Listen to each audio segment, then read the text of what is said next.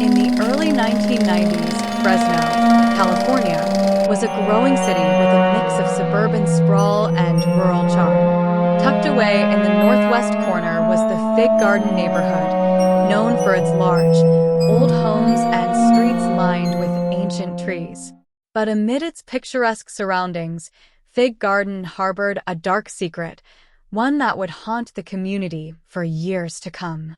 The house at the end of Maroa Avenue had been abandoned for over a decade. Built in the 1920s, it was once a grand estate, with sprawling gardens and a towering oak tree that seemed to watch over the property like a silent sentinel.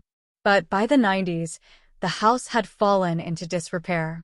Windows were boarded up, the garden was overgrown, and the locals avoided it, sharing whispered stories about the strange occurrences that had taken place there. It all started in 1992, when the Thompson family moved in. They were a young couple with two small children, eager to restore the house to its former glory.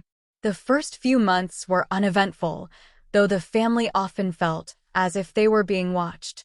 Neighbors, too, noticed strange lights flickering in the windows at odd hours of the night, but chalked it up to the Thompsons working late on renovations.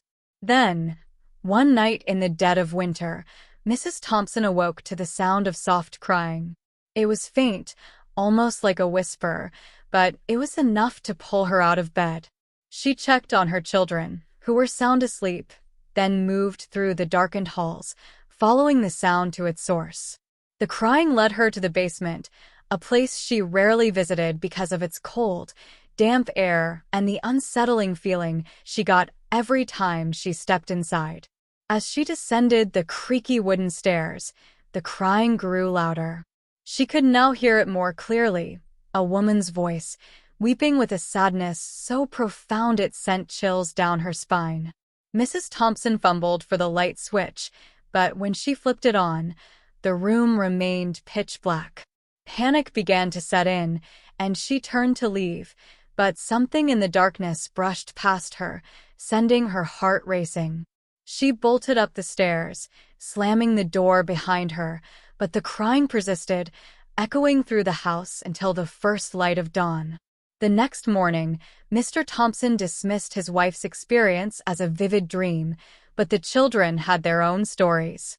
They spoke of a sad lady who sometimes stood at the foot of their beds at night, watching them with hollow, sorrowful eyes.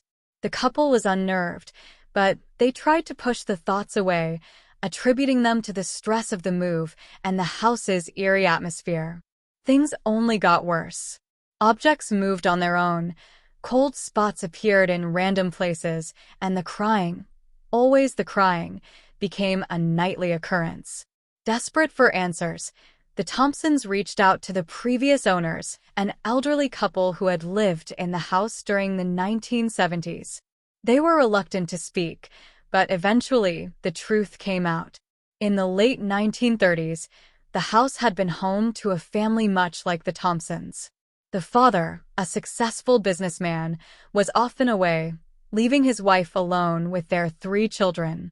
The loneliness consumed her, and she fell into a deep depression.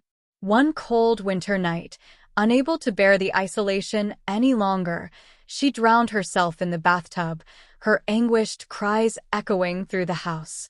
Her body was found by her husband, who was so stricken with grief that he left the house and never returned. Since then, every family that lived there reported the same thing, the sound of crying in the night and the appearance of this sad lady. Terrified by this revelation, the Thompsons moved out, leaving the house to once again fall into decay. No one has lived there since, and the house on Maroa Avenue stands as a silent reminder of the tragedies that once took place within its walls. To this day, those who dare to pass by at night claim they can still hear the faint sound of crying carried on the wind, a mournful echo of a spirit that will never find peace.